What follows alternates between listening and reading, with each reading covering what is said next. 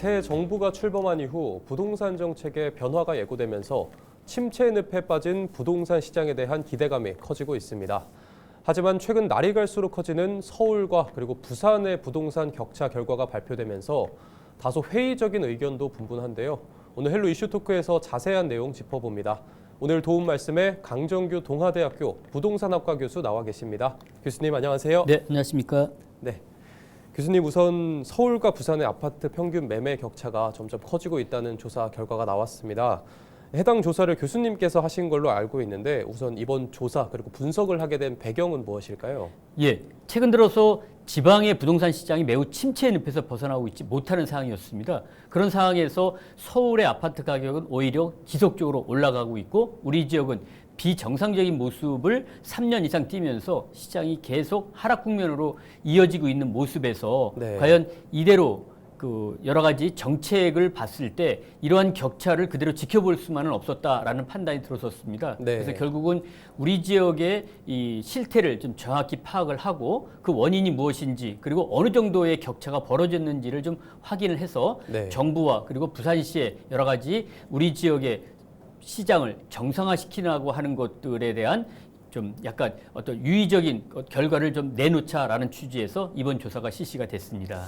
실제로 이 현장도 마찬가지로 학술적으로 분석이 필요할 만큼 심각한 상황일까요? 예, 그렇습니다. 지금 여러 가지 부동산 시장을 예측할 수 있는 지표들이 상당히 많은데요. 그중에서도 주택 시장에 관련된 지표들이 상당히 많이 사용되고 있는데 우리 부산 지역의 경우에는 이 주택 관련된 지표들이 상당히 악화가 되어져 있는 상태입니다. 예를 들자면은 주택 매매 가격 변화가 상당히 계속 하락세를 이어지고 있고 그리고 거래량이 역대 최저순으로 떨어져 있는 상태이고요. 또 미분양 아파트가 좀처럼 줄고 있지 않는 상태. 그리고 신규 아파트 분양 시장에서도 그 분양 물량도 적게 나올 뿐만이 아니라 또 분양을 하더라도 청약 경쟁률이 서울과 비교해서 상당히 좀 낮은 이런 모습을 띠고 있습니다. 그래서 전체적으로 이러한 그 침체된 시장에 대한 모습을 좀 변화를 줘야겠다라는 판단이 들었고요. 또 이러한 모습들이 실제 그 실무를 하고 계시는 우리 중개업 관련된 분들이라든지 감정평가 그리고 세무 관련되신 분들과 시장을 면밀히 검토해 보더라도 이렇게 지금 침체되어 있는 여러 가지 지표가 과연 언제쯤 어떻게 개선될지에 대한 그런 기대감을 많이 갖고 계신데도 불구하고 좀처럼 나아지지 않는 그런 모습들이 현재까지 이어지고 있다. 다만 지금 다소 긍정적인 모습 중에 하나는 일부 인기 주거 지역을 중심으로 해서 급매물이 조금 소화가 되고 있고 또 재개발 재건축이 활성화되고 있는 인기 주거 지역에서 거래량이 다소 늘어나고 있다라는 긍정적인 신호가 일부 나타나고 있는 상황입니다. 결과에 대해서 이제 전체적으로 한번 짚어주셨는데 이번에 좀 자세하게 살펴볼까 합니다. 저희가 염두에 두고 봐야 할 특징적인 데이터가 있다면 어떤 것들이 있을까요? 예, 일단은 지금 제가 조사를 부동산 지인이라는 정보업체랑 같이 했는데요.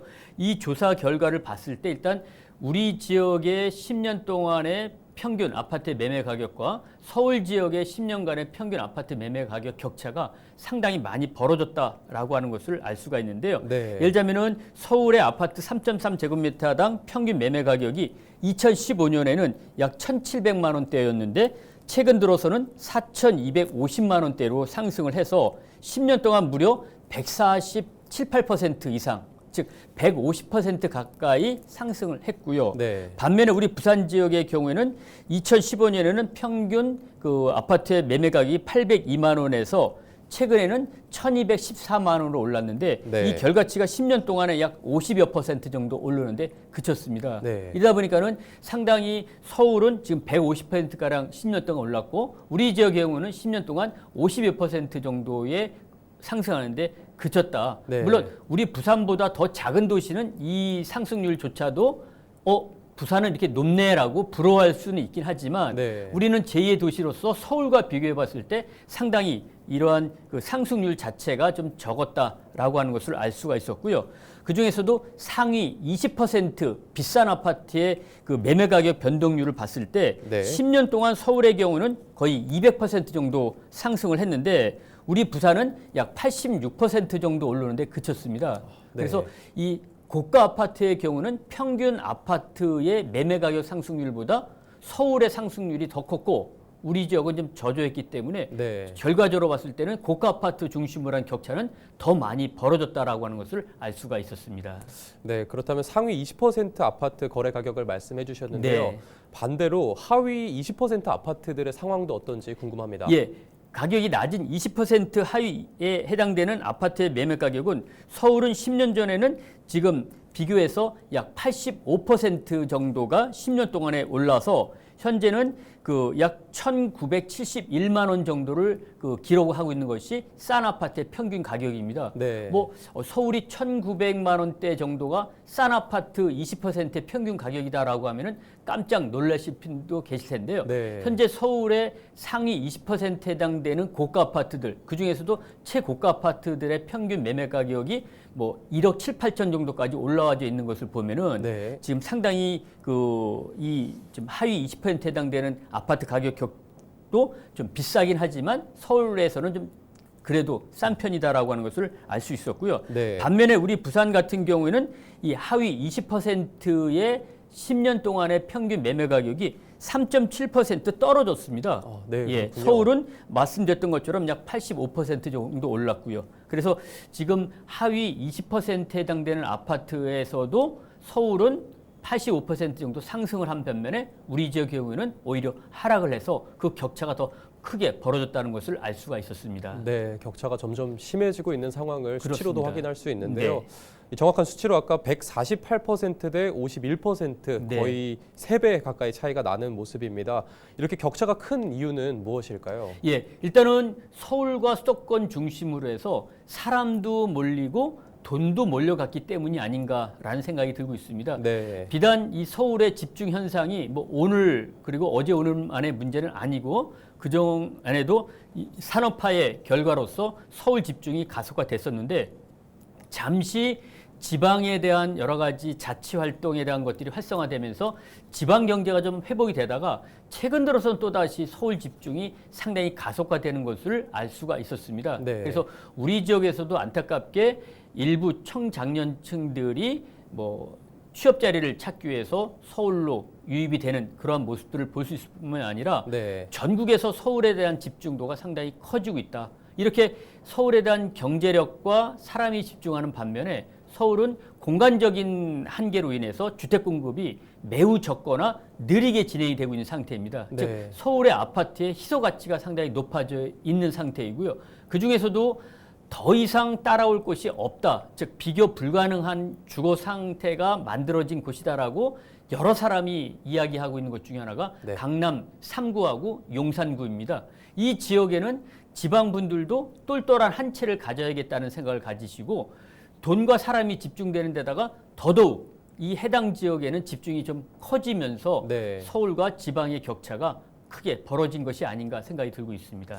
네, 그렇다면 이 점점 벌어지는 아파트 가격의 격차가 가져오는 사회적 문제점들에는 어떤 것들이 있을까요? 예, 일단은 우리 지역에 집을 갖고 계시지 않으신 분들 입장에서는 서울과 격차가 많이 벌어졌다는 것은 그러면 우리 지역에서는 내 집 마련을 할 수 있는 기회가 많아졌구나라는 긍정적인 그 모습을 받아들이는 분도 계실 거라 생각이 들고 있습니다. 네. 반면에 집 한 채라도 집을 갖고 계신 분들의 경우에는 똑같은 집 한 채를 갖고 계시는데 서울에 집을 갖고 있는 분과 지방의 집을 갖고 있는 분들의 재산적 가치가 10년 동안에 거의 4배 가까이가 낮다라는 것들이죠. 네. 결국은 자산의 집 한 채로 인해서 자산 형성에 불균형이 생기기 시작을 했다라고 하는 것들을 봤을 때는 상대적 박탈감, 즉 서울에는 집 한 채 갖고 있더라도 상위 몇 퍼센트 되는 부자다. 그런데 우리 지역은 집 한 채를 갖고 있어도 보통 사람이네 라는 인식을 가지면서 네. 서울 사람들과 지방에 계시는 우리 주택 소유자분들의 상대적 박탈감, 그로 인한 여러 가지 근로 의욕 상실 같은 이런 문제점이 생길 수 있고 네. 더 나아가서는 안타깝겠지만 지금도 일어나고 있지만 그러면 지금이라도 상대적으로 가격이 높게 올라가는 서울에다가 내 집 마련을 해야겠네 또는 서울에다 투자를 해야겠네라고 생각하시는 일부의 분들이 서울로 유입이 더 가속화되는 이러한 사회적 문제점이 안타깝게도 지금 나타나고 있는 상황이라고 볼 수 있을 것 같습니다. 네, 사실 이 부동산 격차가 벌어지고 있다고 인지한 거는 꽤 시간이 흘렀습니다. 여기에 정부와 그리고 부산시 역시 해결 방안들을 내놓으려고 하고는 있는데 네. 어떤 대책들이 있었나요? 예, 그동안에 그 전 정부였던 윤석열 정부에서는 규제 완화를 좀 통해서 그 시장의 경기 부양을 하려는 의지를 상당히 많이 펼쳤었는데요. 네. 워낙 고금리가 이어져 있는 상태이고 지방예의 경우에는 경제 체력이 워낙 낮아져 있는 상태이기 때문에 그 효과가 상당히 크게 나타나고 있지 않았다. 뭐 금융이라든지 세제 지원 같은 것들도 나와 있긴 했었지만은요. 네. 워낙 그 집값 상승에 대한 부작용이 크다라고 하는 것들을 각 정부마다 인식을 하고 있는 상태이기 때문에 지방에 안타깝게도 금융이나 세제 그리고 기타 각종 규제 완화를 전폭적으로 과거 정부와 같이 많이 하지는 못했다라는 네. 생각이 들고 있습니다. 그래서 결국은 일부 세금을 깎아주는 것, 그 다음에 그 금융적인 측면에서 일부 계층의 뭐 금리를 좀 인하시켜주는 경우, 그 다음에 대출폭을 좀 확대해주는 이런 소극적인 대책이 그동안에 만들어졌다라고 볼 수 있고요. 네. 부산시 입장에서는 안타깝게도 현재의 부동산 정책 제도 하에서는 부산시 고유의 권한을 가지고 시장을 부양시킬 만한 권한이 지방에 이행되지 않았기 때문에 지방에서 내놓을 수 있는 대책들은 시장에 크게 효과를 주지 못했던 것들이 그동안의 그 상황이라고 볼 수 있을 것 같습니다. 네. 따라서 앞으로 그 새로운 정부에서는 지금 계속 말씀드리고 있지만 지방과 서울의 격차가 더 벌어질 가능성이 커지고 있는 상태이기 때문에 네. 이러한 사태를 좀 심각하게 받아들여서 보다 명확한 그런 지방 지역의 부동산 시장 활성화를 위한 대책을 내놓아야 할 것으로 보여지고 있고 그것을 좀 많이 기대해야 하고 있는 상황이라고 판단이 되고 있습니다. 네. 이번 조사 결과 역시 해결 방안들이 작동하고 있음에도 좀 잘 이루어지지 않았다는 것에 대한 반증이라고 보입니다. 그렇습니다. 어떤 해결책이 그럼 추가로 필요한지 그리고 좀 보완해야 할 내용들은 어떤 것들이 있는지도 궁금합니다. 네, 일단은 지금 주택시장에 대한 비정상적인 모습이 워낙 오래 장기간 이어지고 있는 상태입니다. 네. 앞서 말씀드렸던 것처럼 매매 가격도 지금 3년 가까이 계속 하락을 하고 있는 상태이고요. 그 주택 매매 거래량도 역대 최저 수준이고요. 네. 그리고 분양 시장은 거의 마비가 되어져 있는 그런 상황까지 치닫고 있는 상태입니다. 이러한 것들을 새로운 정부에서는 정확히 인식을 할 필요가 있다. 또 해야 된다라는 네. 생각이 좀 들고 있습니다. 그런 차원에서 지금 그 전 정부에서 내놓았던 규제 완화 이상으로 보다 지방만을 위한 맞춤형 규제 완화가 필요할 것으로 보여지고 있고요. 네. 이러한 것들이 뭐 인위적으로 어떤 투자적인 활동을 부양을 해서 경기를 그리고 부동산 시장을 정상화하기를 바라는 것이 아니라 네. 최소한의 집을 팔고 사고 그리고 무주택자들이 앞으로 가격이 더 이상 떨어지지 않겠다라는 확신을 가지고 내 집 마련을 할 수 있는 그리고 그 내 집 마련이 지금이다라고 하는 이런 어떤 앞으로의 시장이 정상화로 갈 수 있다라는 신호는 현 정부에서 좀 줘야 되지 않겠나. 네. 그런 차원으로 봤을 때는 그 지방만의 세제 완화 그리고 금융 규제에 대한 완화 그리고 재개발 재건축에 대한 여러 가지 규제 완화 그리고 각종 준조세에 대한 규제 완화 같은 것들을 포함을 해서 네. 역대 정부에서 가장 강하게 내놓았던 그러한 정책까지도 규제 완화 측면에서 좀 염두에 두고 실행을 해야 될 시기가 오지 않았나 생각을 하고 있습니다. 네. 이재명 정부의 부동산 정책에도 핵심 과제 5가지 중에 부동산 양극화 해소가 포함되어 있습니다. 이 중에서 저희가 관심 갖고 볼 만한 내용이 있을까요? 예, 일단은 지금 뭐 양극화라고 하는 것들은 특정 하나의 문제만으로 인해서 발생한 것이 아니고 네. 다양한 측면의 양극화가 나타나고 있기 때문에 지금 현 새로운 정부에서 양극화에 대한 것들에 대한 관심을 가졌다라고 하는 것들은 상당히 긍정적인 그 신호라고 저는 개인적으로 생각을 하고 있습니다. 네. 따라서 이러한 양극화에 대한 모습이 주택시장뿐만이 아니라 산업 구조 그리고 경제 활동 인구 측면에서 봤을 때도 상당한 양극화가 다 전개가 되고 있는 상태입니다. 네. 그래서 꼭 부동산 시장만의 양극화가 아니라 그 이상의 양극화에 대한 것들도 인식을 하고 이를 개선하기 위한 노력들이 좀 포함이 되어야 할 것으로 생각이 들고 있고요. 네. 전체적으로 좀 아우러지는 그런 통합적인 이 양극화 문제를 좀 해소하려는 노력들이 필요하지 않겠나 생각을 하고 있습니다. 네. 이 서울 부동산 가격 상승에 힘입어서 아까 말씀하신 것처럼 서울 외 거주자 그러니까 서울에 살지 않는 분들이 이 서울 아파트 매입 비중이 굉장히 많이 늘어났습니다. 네. 서울의 부동산이 더 이상 실거주 목적이 아니라 전 국민이 약간 투자 자산으로 바뀌고 있다. 이렇게 좀 비판의 목소리도 커지고 있는데요. 부동산 정책 이번의 기조에 따라서 서울 지역 그리고 부동산 지역의 부동산 투자 방향을 어떻게 봐야 할까요? 예, 일단은 지금 서울계의 경우에는 그 특정 강남 그리고 용산구 중심으로 한 주택가격 상승력이 상당히 두드러지고 있습니다. 네. 그래서 이 가격을 좀 억제시키기 위해서 서울시에서도 노력을 하고 있는데 가장 대표적인 것이 그 주택을 구입을 할 때 토지 거래 허가를 받아서 구입을 하게끔 하는 이런 규제 제도가 만들어져 있고 네. 그리고 지금 스트레스 DSR 대출 규제 등 여러 가지 금융을 좀 규제를 통해서 서울로 자금이 모이는 것을 최소화하려는 노력들을 정부에서 하고 있다 이렇게 좀 보여주고 있는데 이러한 것들이 결국은 좀 더 확대해서 본다라고 하면은 결국은 다주택자가 아니라 똘똘한 한 채의 주택만이 세금에서 피해갈 수 있는 기다이다라고 하는 것을 인식한 투자자들이 똘똘한 한 채를 서울에다 구입하는 현상 때문이라고도 볼 수 있을 것 같습니다. 네. 따라서 앞으로는 이 전반적인 시장 상황을 염두에 뒀을 때는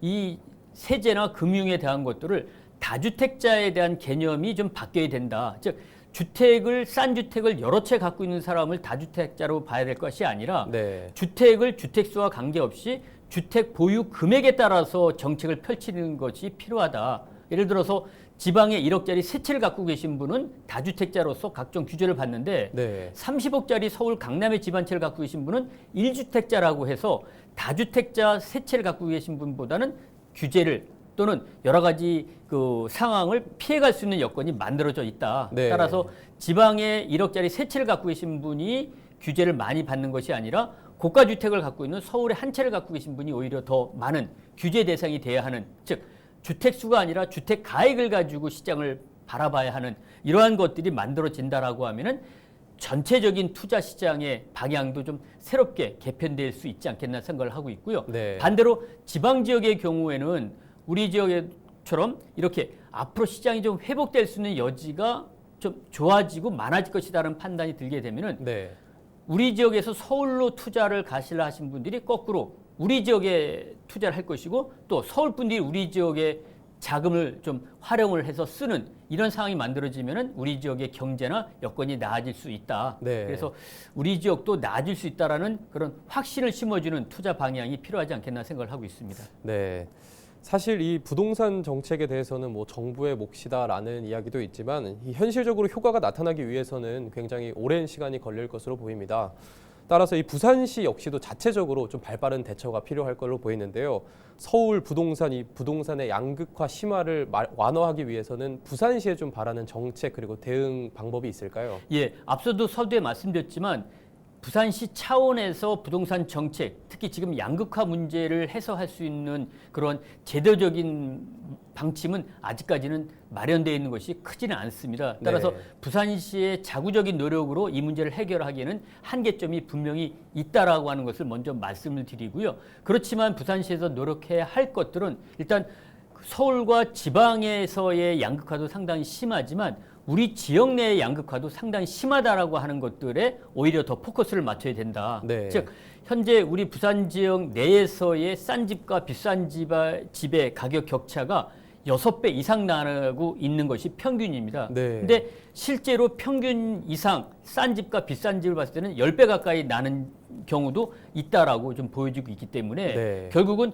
서울에서 지방과의 양극화를 우리가 얘기하고 있지만 지역 내에서의 양극화도 상당히 크다라고 하는 것은 시에서 노력을 통해서 어느 정도 해소할 수 있다. 그래서 다소 집값이 싼 지역 중심으로 해서 각종 인프라를 좀 만들어주고 네. 그 지역의 여러 가지 규제 완화를 시에서 할 수 있는 것을 좀 더 많이 해주는 이러한 규제 완화가 최소한 지역 내의 양극화를 해소한다는 차원에서는 부산시가 좀 노력을 해야 되지 않겠나 생각을 좀 하고 있습니다. 네, 부동산 양극화를 완화하기 위해서 앞으로 또 다양한 정책들이 마련됐으면 좋겠습니다. 네, 오늘 말씀 여기까지 듣겠습니다. 고맙습니다. 네, 감사합니다.